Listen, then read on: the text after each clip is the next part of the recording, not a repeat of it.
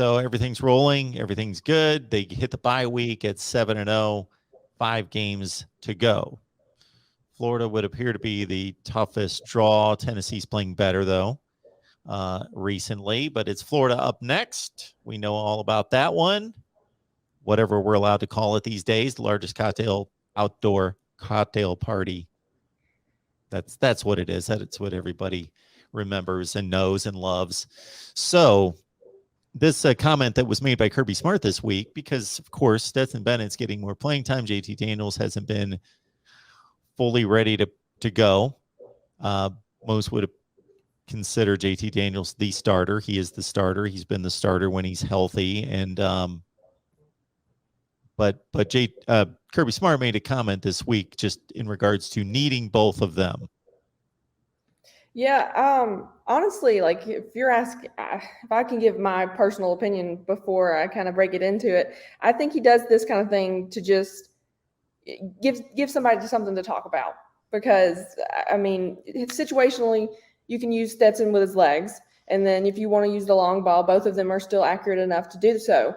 But I think Kirby Smart decided to do this because he wanted to give him something else to talk about. And, you know, it is something to talk about because everybody's like, 2 quarterbacks. How can you use 2 quarterbacks? And to be honest, like, you can in situations. And even though Stetson has played as well as he has, I think we talked about this before. He knows that, like, when JT Daniels is healthy, that is his offense, and he runs the offense, and he is the starter. And even though Stetson continues to play well and beat teams and do what he's supposed to do, I think he understands that when the time comes and JT gets healthy, it's going to be handed over to JT.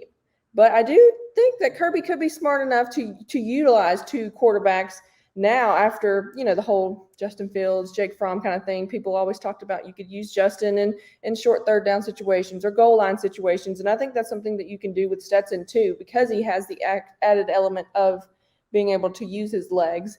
And so I'm going to be really interested to see. Maybe even Kirby is kind of throwing a slight dig at Dan Mullen for having to use 2 quarterbacks throughout this entire season, whereas Kirby's quarterbacks have combined for 4 interceptions and Florida's are double digits, I believe.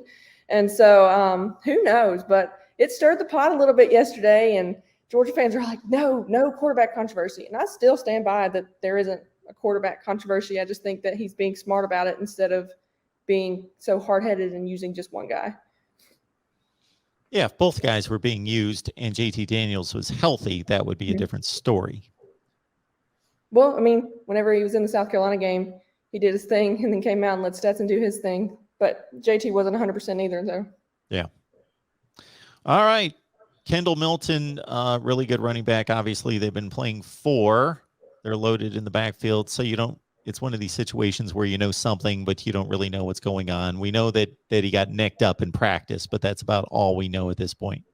Yeah, there's something happened yesterday with him in practice, and a bunch of the reports and everything mentioned that he's going to be out for a few weeks, and that kind of disturbed a little bit of the Georgia fans. But like you said, you're using 4, and Kenny McIntosh is also somebody that's kind of battling an injury with his hamstring.